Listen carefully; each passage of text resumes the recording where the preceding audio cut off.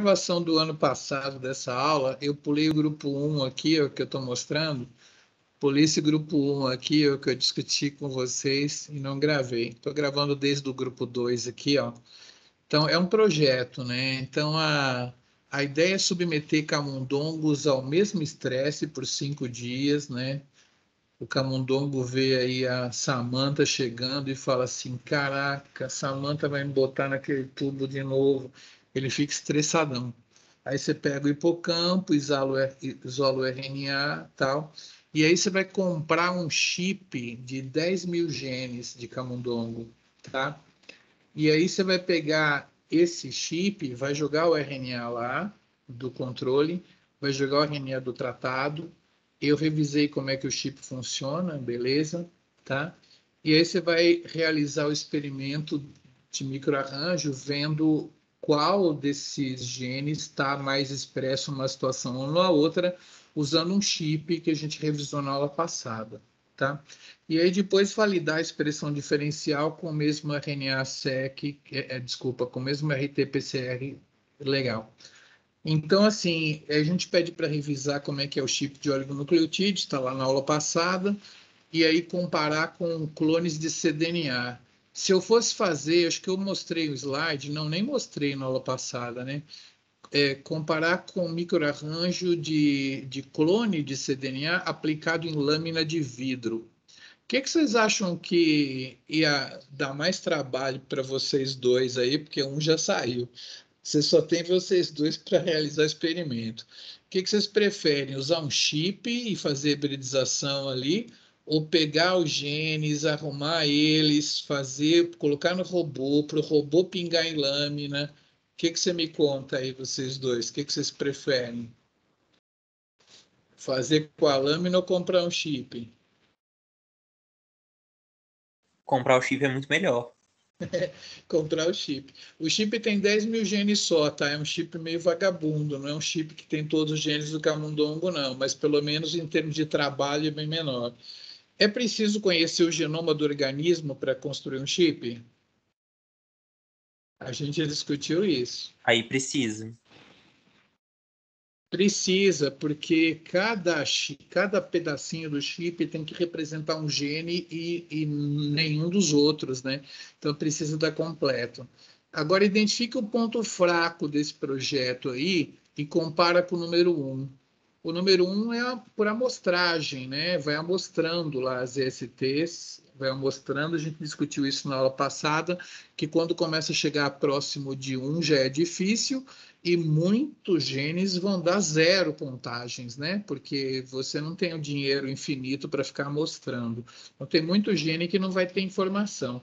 No chip, vai ter informação da expressão desses genes que podem ser mais raros? O que vocês acham? Aí não. No chip vai dar algum resultado de expressão se o gene estiver lá? Não. Não vai dar? No projeto de ST, você tá sequenciando os cDNAs, né? Você vai sequenciar mais os mais expressos. Chega uma hora que você não consegue amostrar os pouco expressos, né? Por amostragem. Mas no chip, se o gene estiver no chip, vai dar algum resultado? Ah, não, calma. Eu não entendi a pergunta. A pergunta é para comparar o número 1 com o número 2, né? Aqui, genes regulatórios, que são super legais, eles geralmente são pouco expressos, né? E por amostragem, talvez você não pegue eles. Mas e no chip? Você vai pegar os caras de qualquer maneira? Os genes regulatórios, por exemplo? Aí sim. Então, isso é uma vantagem do chip. Mas e a desvantagem? O que você me conta de que esse cara só tem 10 mil genes? 10 mil genes não são todos, né? Camundongo tem uns 25, 30 mil genes, né? Esse chip não vai representar a totalidade do gene que você pode precisar. Exatamente. Então, esse é um ponto negativo, né? Tem um ponto positivo que ele consegue pegar gene raro, mas nem todos os genes foram colocados nesse chip. É um chip muito antigo, né? Claro que os chips agora têm todos os genes de camundongo, mas na época lá não tinha, entendeu? Isso daí. E agora eu queria discutir com vocês o grupo 3. Eu vou fazer só a primeira parte do grupo 3 e do grupo 4. O grupo 3 é interessantíssimo e tem a ver com uma das perguntas do GD. Mesma coisa, submeter o camundongo a estresse por 5 dias, aprisionando por 2 horas todos os dias, isolar o hipocampo desses animais do controle, tá? Beleza. Agora, você tem o RNA ali, e aí você propõe, esse grupo, né, não é vocês, não podia ser vocês, mas esse grupo propõe desenhar primers, né, iniciadores específicos para, digamos, 24 genes ou 48 genes, né? Que é o que dá para fazer num experimento de RT-PCR com 50 conto, né? Pagar as bolsas de vocês, agora são só dois. Dois dá para fazer direito, né? 4 mil, 5 mil por ano, 10 mil, 20 mil conto para vocês dois. Eu calculei errado, ainda bem que um foi embora. 20 pau, e aí com 30 mil, na verdade, ó, esse experimento de como chama? De RT-PCR, com 5 mil você faz experimento aqui. Então, é um projeto de uns 30 mil reais, tá? 20 mil de bolsa para vocês dois e, e 30 mil e 10 mil de reagente, basicamente, porque você não vai comprar o aparelho. No aparelho tem um ICB, um 5. Só que aí você vai fazer os primers, os iniciadores, para genes do camundongo, a sequência é conhecida, mas genes que vocês vão ficar pesquisando na literatura. Lá no projeto, vai ter no cronograma, vocês vão ler sobre estresse, né? Tentar ver genes que estariam envolvidos no hipocampo, no estresse, tá? Inclusive, vocês vão encontrar um trabalho que eu posso até passar de verdade para vocês. Existe um trabalho de genes que são induzidos por exposição de ratos ao dor de gato, tá? Existem realmente dados publicados de genes que foram induzidos por exposição de rato ao dor de gato. Você pega um gato, coloca uma coleira de pano ou de lã, né, nele, e deixa ele suar nessa coleira por um mês, sei lá, 15 dias. Aí você tira essa coleira, é muito engraçado, você coloca ela numa gaiola de ratos, eles vão tudo para o outro lado da gaiola, eles ficam aterrorizados com o cheiro do gato, entendeu? Instintivamente, é muito louco. E aí isolaram o hipocampo, viram genes que são induzidos mesmo e tal. E aí a proposta desse grupo aqui, desse projeto, é pegar esses genes e ver se esses genes também são induzidos quando a Samantha, né, aprisionou os camundongos por 5 dias no tubo, né? É um outro tipo de experimento, né? Então, você pega genes da literatura e se pergunta se eles estão envolvidos no experimento que a Samantha fez de estressar os camundongos, tá? Então é diferente. E aí está perguntando assim: indicar os reagentes necessários para RT-PCR, vocês sabem, é só não esquecer a transcriptase reversa, né? Precisa, porque é RNA. Identificar os pontos fracos do projeto. Conta para mim, o que é fraco nesse projeto aqui? Nós estamos escolhendo da literatura 48 genes e fazendo análise nesse experimento aqui, nesse estresse que a Samantha fez. O que você diria que é fraco nesse projeto? Que autocrítica você colocaria assim como ponto que seria fraco nesse projeto? Tem a Como, possibilidade de não encontrar algum gene é, que esteja fora desses 48? Exatamente. Do jeito que você está fazendo com ST ou com microarranjo, ou se fizer com RNA-seq, você vai encontrar algum gene diferente, tá? Vai encontrar. Você pode não saber o que ele faz, e você pode não saber por que, que a via das pentoses está lá relacionada. Então, tem que ser um ponto fraco, né? Agora, o que ele tem de ponto forte com relação aos projetos de larga escala, né? O projeto de ST, ou um projeto de RNA-seq, que seria moderno fazer hoje, ou um projeto de microarranjo. O que ele tem como forte com relação a esses experimentos de larga escala? Conta para mim. O que ele tem como ponto forte? O que pode dar muito certo num experimento desse que nos outros talvez não dê?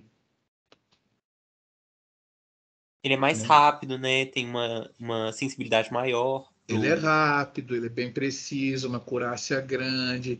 E agora, se você encontrar genes aqui que realmente estão com a expressão diferente, como que você interpreta qual a função dele no fenômeno? Conta para mim. Tem alguma vantagem você fazer um projeto desse tipo? Sei lá, você botou 48, vamos dizer que 26 deram diferença. Você tem uma vantagem na interpretação dos resultados?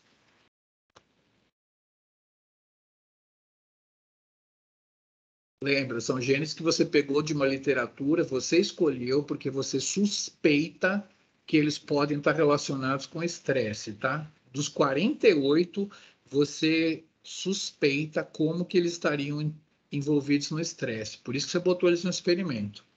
Que vantagem Maria leva de botar no experimento genes que você já tem uma hipótese de como que ele estaria funcionando no estresse? Que vantagem Maria leva? Você conseguir comprovar se eles estão ou não estão?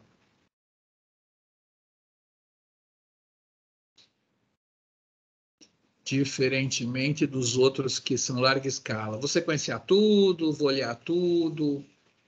Eu optei por analisar 48 genes que eu escolhi. Você é a Samantha, né? Um a um. Que vantagem Maria leva se você encontrar genes relacionados com a expressão, com o estresse, né? Genes que aumentaram a expressão ou até que diminuíram a expressão. Que vantagem Maria leva de você ter escolhido genes a priori? Não sei, eu acho que isso dá mais robustez aos dados que já tem sobre estresse. Você já está testando se aqueles genes do estresse do gato estão ou não envolvidos no estresse, né? Se todo o estresse é geral ou se cada estresse envolve genes diferentes. Mesmo com um resultado negativo, você falaria assim, ó, o estresse que o gato provoca, o gato não, né? O cheiro do gato provoca, não tem nada a ver com esse estresse. Ou tem, entendeu? Então, eu diria que é o seguinte: isso aqui era como a gente fazia ciência no século passado. Toda a ciência ele tinha uma hipótese a priori, tá? Presta atenção, esse projeto tem hipótese. Você olha para o fenômeno e fala assim: talvez desses 48 genes, ou eles estão envolvidos, ou cada estresse é diferente, entendeu? Você consegue reconhecer que tem uma hipótese aqui e aqui não tem hipótese nenhuma? Tanto que pode ter aparecido a via das pentoses, e aí você vai ter que arrumar uma explicação do porquê da via das pentoses. Aqui não, ó, aqui tem uma hipótese por detrás, tá? Você quer saber se aqueles 48 genes que estão envolvidos em estresse, se algum deles está envolvido nesse estresse aqui ou não, ou sim ou não, entendeu? Você tem uma hipótese. Essa pergunta que você faz, essa pergunta biológica, ela tem uma hipótese. Eu acho que os genes, fatores de transcrição que ativam genes lá no experimento de gato também devem estar envolvidos aqui, porque estresse é estresse, envolve fenômenos parecidos, né? A diferença é que esse experimento aqui tem uma hipótese. Você não sai sequenciando tudo para depois ver o que aconteceu. Você tem uma pergunta para cada um dos genes que você colocou aqui, você já tinha um modelo de para saber se ele está envolvido ou não, entendeu? Essa aqui é a vantagem desse experimento, a hipótese, que está sumindo em muitos experimentos da biologia moderna. Eu vou fazer só o 4 aqui, vou liberar vocês, ó. O objetivo é o mesmo, tá? Expressão diferencial. Só que você vai fazer o estresse, vai pegar o hipocampo, mas não vai isolar o RNA, não. Você vai purificar as proteínas nucleares. Nucleares. Eu expliquei uma vez para vocês por que quando você vai fazer proteômica, para estudar todas as proteínas, você fraciona, ou pega o núcleo, ou pega as mitocôndrias, ou pega as membranas, ou pega o citoplasma. Por que eu estou focando aqui só em proteínas nucleares para fazer o proteoma? Deixa eu explicar mais aqui, depois eu pergunto isso. Aí você vai comparar o perfil de géis bidimensionais do controle com estresse, a gente viu na aula passada, gel bidimensional, pega um pontinho que tá presente só no controle, pega um outro pontinho que está só no estresse, pega outro pontinho que está só no estresse, pega esses caras e coloca na espectrometria de massa, né, que estão diferentes nas duas amostras, né, compara o peso molecular que o espectrômetro de massa te dá com o produto proteico do genoma do camundongo, porque o genoma do camundongo tem todas as proteínas, é só pegar a sequência, pegar o peso molecular de cada aminoácido e somar, né? E com isso você vai identificar as manchinhas que estão diferencialmente expressas no proteoma. E aí ele fala assim, validar o resultado através de outra técnica, igual a gente fez lá com RT-PCR, mas aqui não vai ser, até pode ser com RT-PCR do gene, né? Até pode, mas pode ser com do outro jeito. Então, explicar como é que funciona a espectrometria de massa não precisa, porque está no slide da aula passada. E aí eu pergunto, para fazer isso, preciso conhecer o genoma para fazer essa abordagem com o espectrômetro de massa? Precisa ter genoma completo para usar isso aí? Não. Eu pego a manchinha, pego o peso molecular exato e faço o que com esse peso molecular?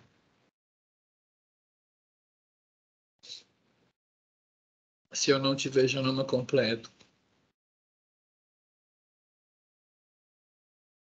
Porque me adianta saber o peso molecular 18.914 com exatidão da Ah, tá. É porque manchinha. não tem sequenciado RNA, né? Não tem sequenciado, então você só consegue usar espectrômetro de massa se o genoma tiver todo sequenciado. Se o genoma não tiver sequenciado, você pode fazer uma degradação de Edman e um BLAST, né? A gente viu isso na aula passada. Sem genoma sequenciado, sequenciamento de Edman da manchinha e BLAST. Com o genoma sequenciado, peso molecular, vai na página do genoma, qual proteína tem esse peso? Essa identificou, tá? Então, precisa identificar os pontos fracos do projeto. O que tem de ponto fraco aqui? O que tem de limitante? Você só está analisando proteína nuclear, não total. Só proteína nuclear. Por que a gente sempre fraciona para fazer gel bidimensional? Por Para que não eu ficar com um pego milhão de só... manchas no gel, né? Porque senão não dá para ver nada, né? Satura de manchas no gel não dá para ver. Você não pode pegar o camundongo, segurar ele pelo rabo, bater no liquidificador e querer fazer esse experimento. Vai ter tanta proteína que você não vai enxergar nada, então tem que fracionar. Então tem esse ponto fraco, mas também é um ponto forte, porque se te pegar uma diferença em proteína nuclear, deve ser regulatória, né? Deve ser bem legal também. É um ponto fraco, mas é um ponto forte. Comparar com o número 1 e com o número 2 e com o número 3. Bom, basicamente com o número 1 e com o número 2, que são de transcriptoma. Que vantagem Maria leva de olhar direto as proteínas ao invés de olhar os RNAs? Né? Que vantagem a proteoma tem com relação a experimentos de transcriptoma? Conta para mim. Eu não sei se faz sentido, mas nem todo mRNA vai ser traduzido, né? Exatamente. E se ele for traduzido, ainda tem que ser exportado, processado e tal. Tem a meia-vida da proteína, que ele pode. Por exemplo, P53 é uma proteína que nós estudamos. Se você voltar na aula de ciclo celular e câncer, a P53 faz o RNA, faz a proteína uma amiguinha má companhia pega ela, leva ela para o proteasoma e ela é degradada. Então você não vê a proteína, mas vê o RNA, entendeu? Você olha o RNA, você fala, poxa, quanta expressão de P53, só que não tem proteína nenhuma, na verdade, né? É porque o controle da P53 não é transcricional, é pós-transcricional, é a proteína que é degradada porque se associa com uma proteína que leva ela para o proteasoma, né?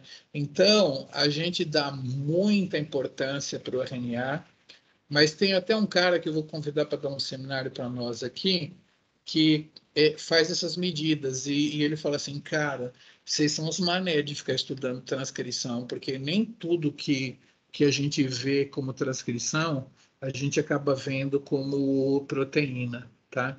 Então, existe realmente. Então, o proteoma é um pouco mais direto, né? Então, assim, ele vale mais nesse aspecto. Claro que é muito mais difícil, né? Mas ele fica muito legal. Bom, eu vou deixar para vocês aqui, se vocês quiserem usar mais a cabeça, tem os experimentos aqui feitos com planta, né? E a diferença é que a planta não tem genoma completo, que aqui acho que é uma couve que produziria ferrugem e tal. Então tem umas brincadeiras parecidas que eu vou deixar para vocês verem. Dá uma lida, eu mandei isso para vocês. Só dá uma lida para vocês verem como que seria uma prova desse tipo. Mas eu acho que o que eu discuti com vocês já é suficiente para vocês fazerem a tarefa 9, tá? Então, quem for assistir a gravação dessa aula, eu já mandei para todo mundo, tem a tarefa 9.